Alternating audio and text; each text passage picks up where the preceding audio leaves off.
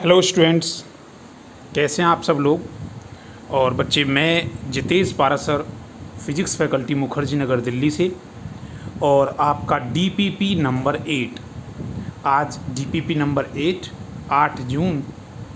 और इस डीपीपी 8 में आज की जो सीरीज़ है बच्चे, वो जो इम्पोर्टेंट फैक्ट हमने स्टार्ट किए थे, आज वो इम्पोर्टेंट फैक्ट्स की लास्ट सीरीज़ है। इसके बाद क्वेश्चन और 11 तारीख से, जैसे ये 8 तारीख है, आज 9 और 10 की वीडियो आएगी ऑब्जेक्टिव। और उसके बाद 11 तारीख से आपके टॉपिक वाइज ऑब्जेक्टिव क्वेश्चन आएंगे, जो एयरफोर्स नीट लेवल तक होंगे और इससे अच्छे लेवल के भी हो सकते हैं। अब ये मत सोचना कि सर इतना लेवल क्यों लेके जाओगे, क्योंकि मैं लो टू हाई लेके जाऊँगा, समझ रहे हो। बस मेरे अकॉर्डिंग चलते रहोगे तो तुम्हें खुद पता लग जाएगी, पेपर किसी भी लेवल का आ जाए नंबर पूरे आने चाहिए भाई, समझ रहे हो। फिजिक्स में आपकी नैया पार रहेगी, बस आपका सहयोग चाहिए। देखिए बच्चे, स्टार्ट करते हैं।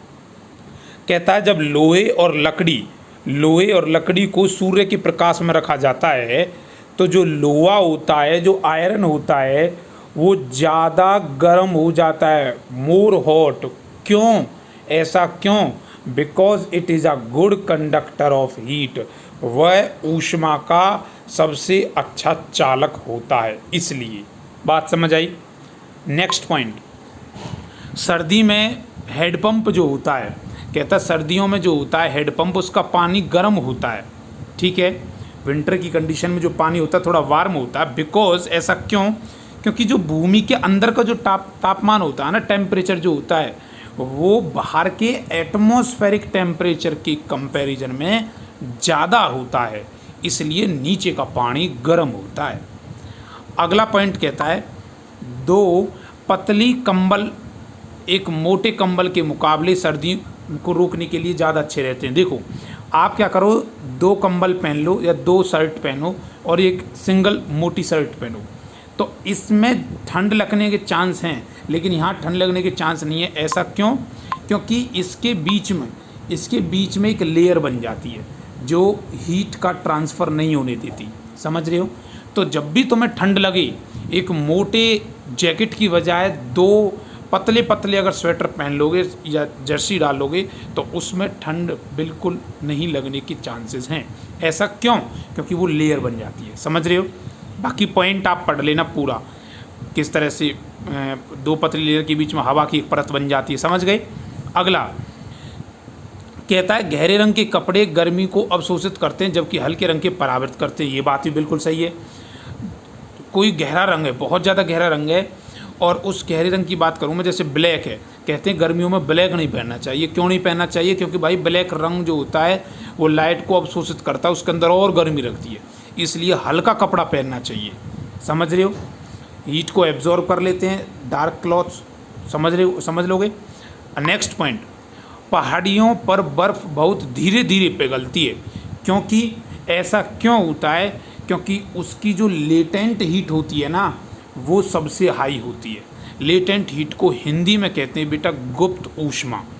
क्वेश्चन पूछा जाएगा कि पहाड़ियों पर, हिली स्टेशन पर जो मेल्ट होती है आइस, वो स्लोली होती है, धीरे धीरे होती है। ऐसा क्यों? उसके लो लेटेंट हीट की वजह से, हाई लेटेंट हीट की वजह से, लो स्पेसिफिक हीट की वजह से, या हाई स्पेसिफिक हीट की वजह से। ऐसे 4 ऑप्शन देगा, तो करेक्ट वर्ड क्या होगा? High latent heat. बात पची का ना पची? पच गई ना। चलिए अब देखिए नेक्स्ट, ये लास्ट सीरीज आज इसकी बच्चे। कहता आइसक्रीम जो होती है, आइसक्रीम में ठंडे पानी की तुलना में दांतों पर अधिक शीतलता प्रभाव करती है। जब आप आइसक्रीम खाओगे तो वो ज़्यादा ठंडक देगी। ऐसा क्यों? क्योंकि आइसक्रीम पिघलने पर दांतों से पर्याप्त ऊष्मा ले लेती है, समझ रहे हो। जब वो पिघलती है तो वो हीट एब्जॉर्ब करती है, हीट लेती है, इस वजह से। अगला नेक्स्ट, यहाँ भी कॉन्सेप्ट जो आता है बेटा, यहाँ भी लेटेंट हीट का होता है। लेटेंट हीट जिसे गुप्त ऊष्मा बोलते हैं। थर्मोडायनेमिक्स में लेटेंट हीट क्या है, स्पेसिफिक हीट क्या है, सब चीज़ बताई जाती हैं।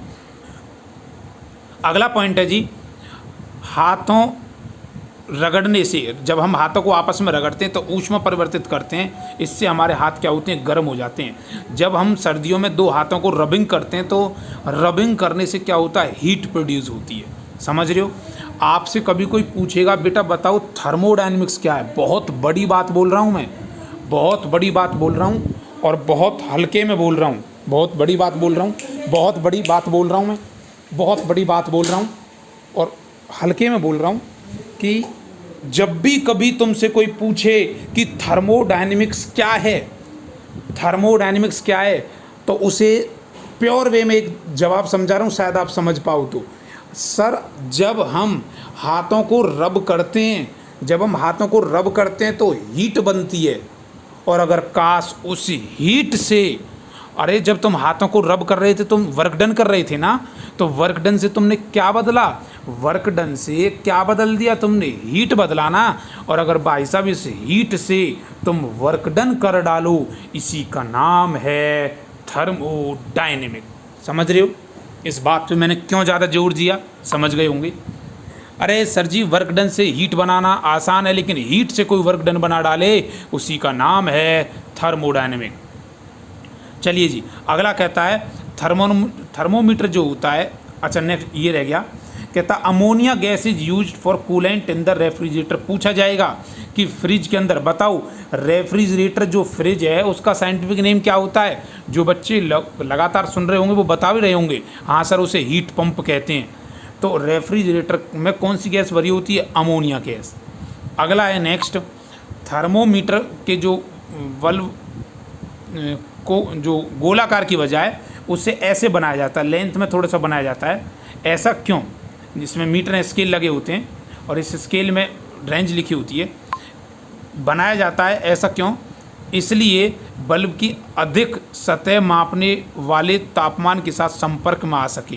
क्योंकि आप जब सर्कुलर बनाते स्फीयर वो कांटेक्ट में नहीं आ पाता, चेंज जो आता है वो फास्ट रेस्पॉन्स जो आता है वो चेंज आता है, वो किस में आता है, वो लेंथ के अकॉर्डिंग आ जाता है। समझ रहे हो। नेक्स्ट पॉइंट कहता है हिम बर्फ़ की तुलना में, हिम बर्फ़ की तुलना में बेहतर ऊष्मारोधी होती है। क्योंकि हिम जो होती है, हम बात करते हैं स्नो जो है, snow is a better insulator than ice, ठीक है। ऐसा क्यों, जो ऊष्मा का क्या होती है, कुचालक होती है। बात समझ आई। अगला पॉइंट कहता है माइका। देखो बेटा mica, mica is a common insulator used in electric industries. अब माइका को हिंदी में कहते हैं अभ्रक, जो यूज़ किया जाता है, इस्तेमाल किया जाता है कहाँ, एक इंसुलेटर की तरह यूज़ किया जाता है। क्यों, क्योंकि ये ऊष्मा का सुचालक होता है लेकिन बिजली का कुचालक होता है। समझ रहे हो, ये हीट का तो सुचालक होगा, मतलब हीट तो इसमें होगी, गर्म तो हो जाएगा, लेकिन बिजली नहीं दौड़ेगी इसमें। तो बिजली का क्या होता है, इलेक्ट्रिसिटी का क्या होता है, कुचालक होता है। समझ रहे हो।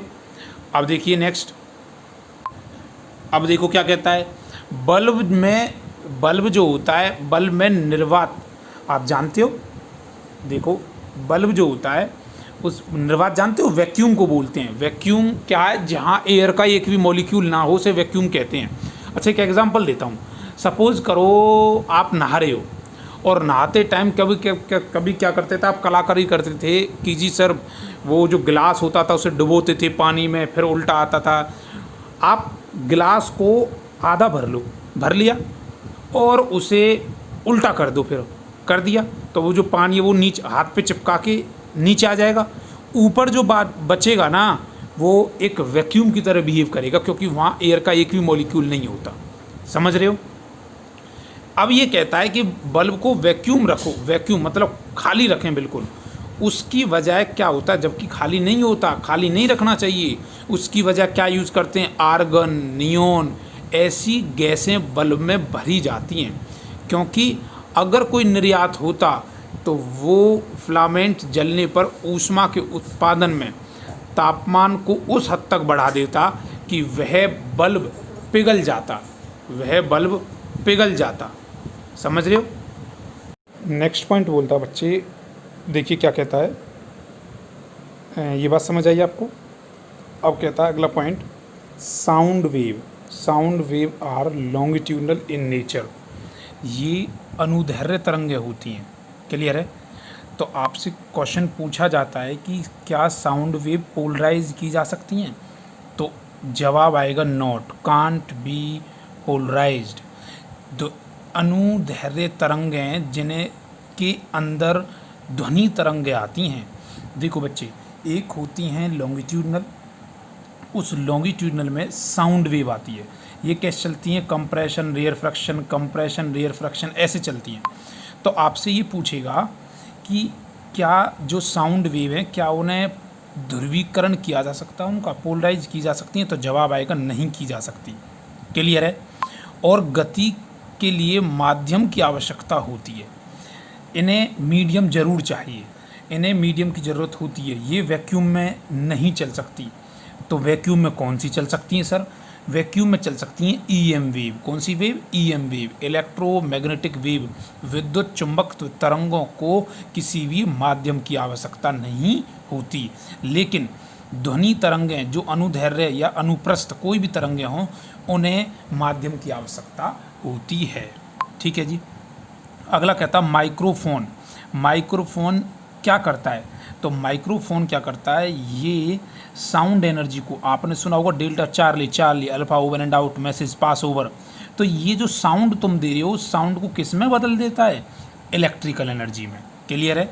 तो इसे हम माइक्रोफोन कहते हैं। जबकि लाउड स्पीकर इसका उल्टा है।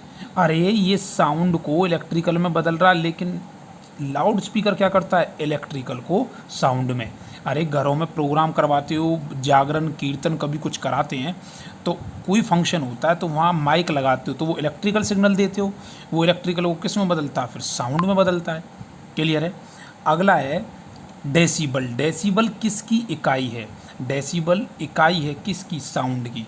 जिस दिन मैं तुम्हें साउंड बताऊंगा उस दिन मैं मेजरमेंट बताऊंगा कि ट्रैफिक वाले को साउंड कितनी आती है, जेट कोई विमान जेट चलता है तो साउंड कितनी होती है, फुसफुसाहट की कितनी होती है, एक टेबल बनवाऊंगा। क्लियर है जी? तो डेसिबल में साउंड मेजरमेंट करी जाती है। अगला कहता है पानी में ध्वनि जो साउंड होती है वो recorded with the help of hydrophone. Hydrophone की हेल्प से रिकॉर्ड की जाती है। हाइड्रो का मतलब क्या है? वाटर, और फोन का मतलब क्या है? साउंड। तो साउंड पानी में किसकी हेल्प से रिकॉर्ड की जाती है? हाइड्रोफोन्स। याद रखोगे बच्चे।